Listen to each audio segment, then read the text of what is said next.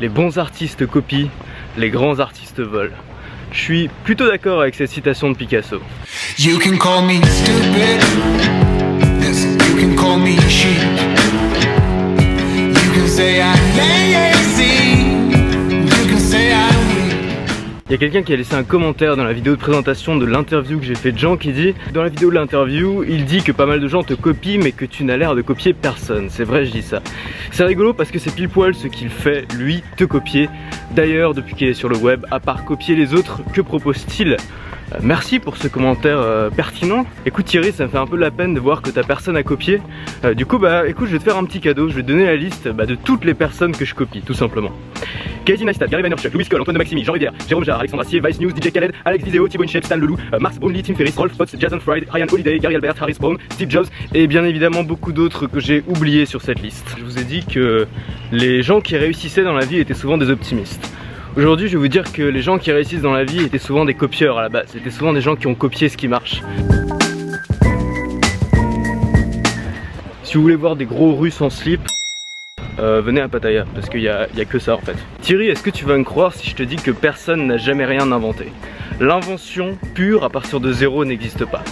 Tout part d'une invention précédente. Et c'est comme ça que l'humanité s'est fondée. C'est comme ça que le progrès fonctionne. Le progrès fonctionne sur une accumulation de couches d'inventeurs qui ont amélioré des systèmes existants. La première voiture qui est sortie, c'était pas la Twingo.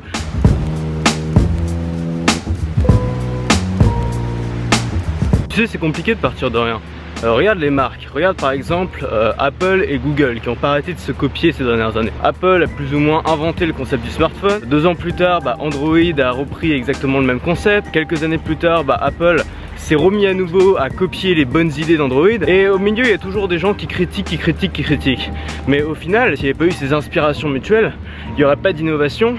Et on n'aurait pas des systèmes comme on a aujourd'hui qui sont quand même, faut l'avouer, excellents. Alors ensuite, il y a une différence entre inspiration et copie conforme. La copie conforme, ça peut pas marcher niveau business. Simplement parce que c'est pas possible de copier exactement ce que fait quelqu'un, parce que c'est pas votre style. Vous risquez de faire la même chose en moins bien. L'inspiration, c'est reprendre les idées, les concepts qui nous parlent et les adapter à notre univers, à notre style.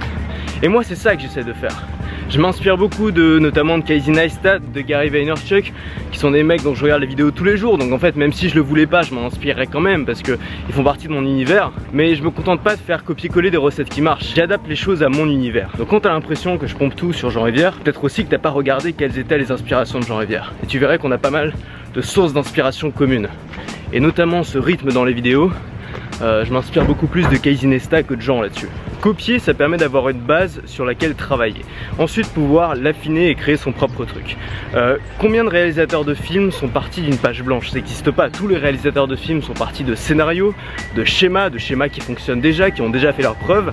Et ensuite, c'est dans ce cadre qui existait déjà qu'ils ont pu exprimer leur créativité.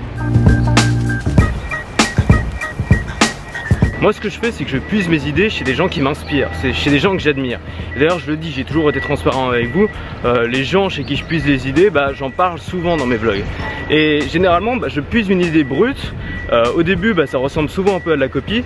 Et au fur et à mesure des épisodes, au fur et à mesure des vlogs, j'essaie de l'affiner et j'essaie d'en faire mon propre truc. Et c'est comme ça que ça fonctionne. C'est comme ça que la copie efficace fonctionne. Se contenter de recopier ce qui se fait déjà sans rien changer, forcément ça va pas marcher. Reprendre les idées qui vous parlent et les adapter petit à petit à votre univers, à votre façon de travailler, ça, c'est comme ça que les gens qui créent réussissent à créer toujours. Donc les gens qui critiquent systématiquement, qui voient de la copie partout, souvent c'est des gens qui n'ont jamais créé. Parce que quand on crée, on sait qu'il y a une part de copie. Forcément il y a une part de copie, ça n'existe pas la création à partir de zéro. Alors ça peut être conscient ou inconscient, mais il y a toujours une part de copie de la part des créateurs. Donc mon cher Thierry, moi je t'invite fortement à créer ton propre truc, à créer par exemple tes propres vidéos sans copier personne, en partant d'une page blanche, en créant une vidéo qui ne ressemble strictement à aucune autre sur Terre. Tu me l'envoies et là je te dirais vraiment bravo, sincèrement, parce que moi ça, je sais pas le faire. Je voulais aussi te remercier pour m'avoir donné cette idée de concept de vidéo. BM répond.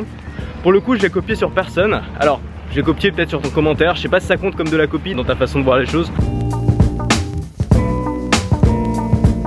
Bon alors, je fais pas cette vidéo spécialement pour me défendre. Moi, vous savez, des critiques, j'en reçois plein. en faisant des vlogs quotidiens, bah, j'ai un petit peu vendu mon image au diable et je suis beaucoup moins sensible à la critique. Enfin, c'est plus quelque chose qui me dérange.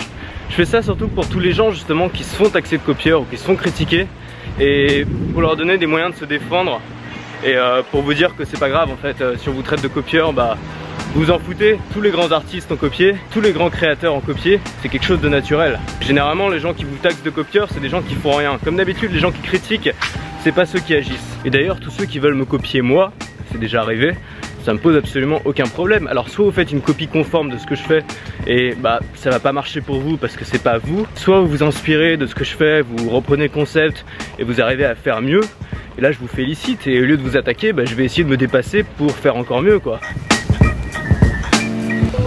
Voilà, moi demain je bouge, je change d'endroit, je sais pas encore où je vais. Pattaya, c'est pas une ville pour moi, c'est noir de monde, c'est plein de touristes, il y a que des obèses en slip, et enfin bref, c'est pas mon univers quoi. On se retrouve demain pour de nouvelles aventures. En attendant, restez libres.